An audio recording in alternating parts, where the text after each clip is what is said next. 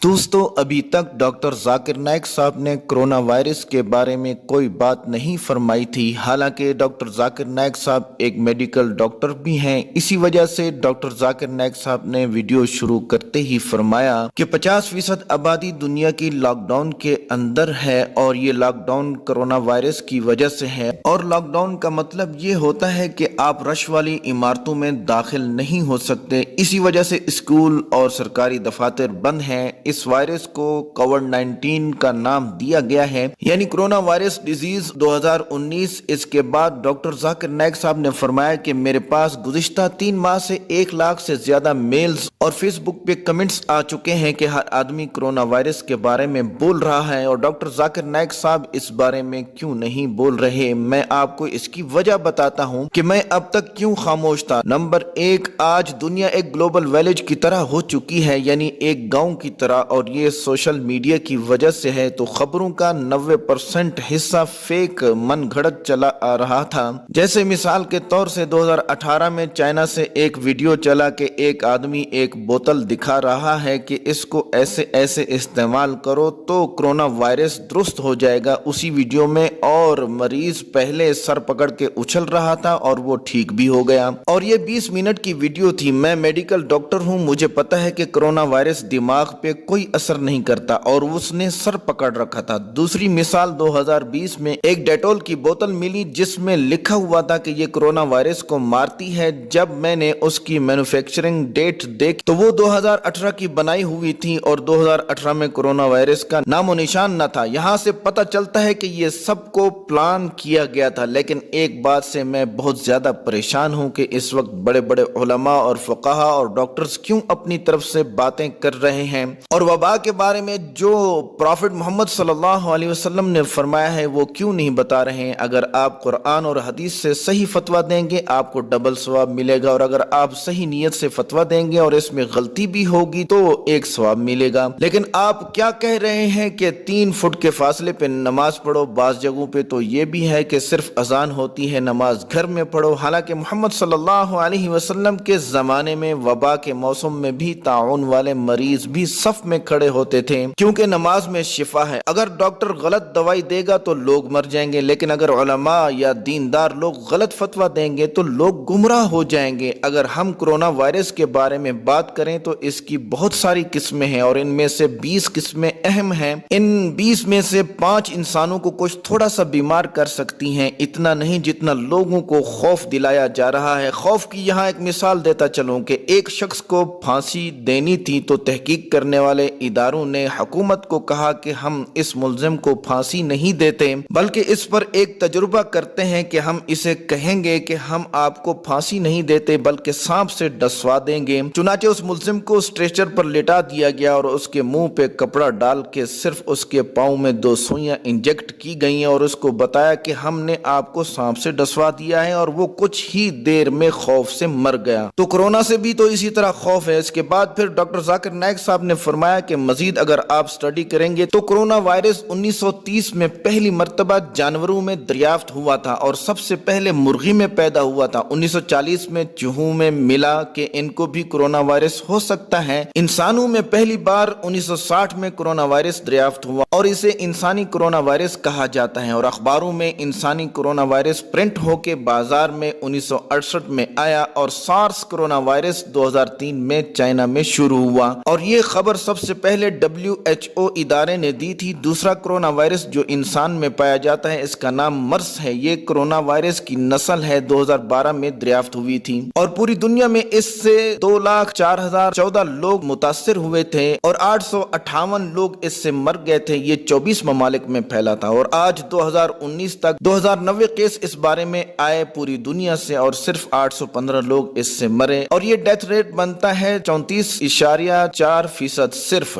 और SARS virus ने पूरी दुनिया में 8,98,000 लोगों को घेरा और 774 लोगों को मार डाला। इस वायरस ने ये डेथ रेट बनता है 10%। अभी कुछ महीने पहले एक और कोरोना वायरस दरियाफ्त हुआ जो इंसानों के लिए बहुत ही खतरनाक था और उसका नाम रखा गया कोविड-19 यानी कोरोना वायरस डिजीज एक्ट 2019 और اور میں آپ کو اس کرونا وائرس کے بارے میں صحیح معلومات دیتا ہوں۔ آپ کسی بھی ڈاکٹر، جرنلسٹ اور ویب سائٹ سے معلومات کر سکتے ہیں، وہ معلومات اسی طرح ہی ہوں گی کہ کووڈ-19 کرونا وائرس کے بارے میں ابھی تک کسی کو صحیح معلومات نہیں ہو سکیں کہ وہ اس کی دوا تیار کر سکے۔ کسی کو کچھ پتہ نہیں کہ یہ کیا مرض ہے، اور سارے ایسے ہی چھڑلیاں مار رہے ہیں۔ اب ہم قرآن کو دیکھیں کہ سورہ حجرات سورہ نمبر 49 آیت نمبر 6 میں اللہ تعالیٰ فرماتا ہے کہ اے ایمان والو، اگر تمہارے پاس کوئی فاسق آدمی خبر لے کر آئے تو پہلے تحقیق کر لو، کہیں ایسا نہ ہو کہ آپ نادانی میں پڑ جاؤ اور بعد میں پچھتاتے رہو۔ تو جب ڈاکٹر اس وائرس کی بیس کو ہی نہیں جانتے تو اس بارے میں کیوں بول رہے ہیں؟ اب تک میرے خاموش رہنے کی ایک وجہ یہ بھی تھی۔ اگر WOC ادارے کی خبر کو دیکھیں تو 24 اپریل 2020 تک ان کی خبر یہ تھی کہ پوری دنیا میں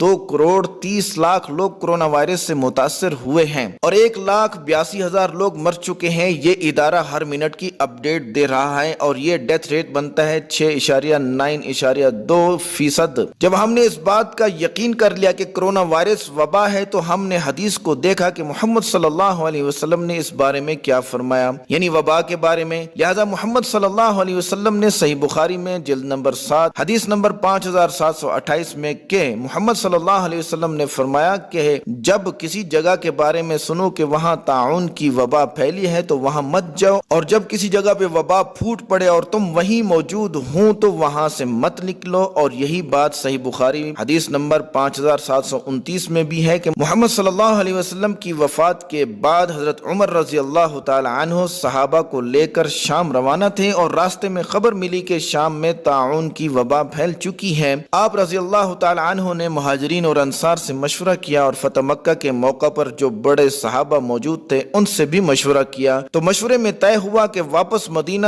چلو۔ تو حضرت عمر رضی اللہ تعالی عنہ نے اعلان کیا کہ صبح میں بھی مدینہ واپس روانہ ہو جاؤں گا اور آپ لوگ بھی مدینہ واپس روانہ ہو جاؤ۔ اس پر حضرت ابو عبیدہ رضی اللہ تعالی عنہ نے عرض کی کہ آپ اللہ کی تقدیر سے بھاگ رہے ہیں کہ آپ شام نہیں جا رہے ہیں؟ تو حضرت عمر رضی اللہ تعالی عنہ نے فرمایا کہ ایک تقدیر سے دوسری تقدیر کی طرف جا رہے ہیں۔ اگر تمہارے پاس اونٹ ہوں اور ایک وادی میں تم ان کو لے جاؤ اور اس وادی کا ایک کنارہ سرسبز و شاداب ہو اور دوسرا کنارہ خشک، تو آپ ان اونٹوں کو دونوں طرف اللہ کی تقدیر سے ہی چراؤ گے، حالانکہ تمہیں اختیار ہوگا۔